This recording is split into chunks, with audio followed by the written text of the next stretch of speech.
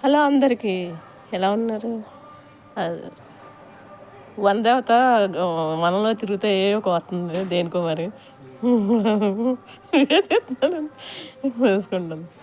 ఈరోజు ఏమి టిఫిన్ ఏమి చేయబుద్ధి వేయట్లేదు. సోమవారం కదా, వెజిటేరియనే. ఆ కూరలు కూడా ఇదిగో నేను పెసరట్టు ఉంటే మా పెన్మిటికి వేసేసి ఇలా పంపేస్తాము.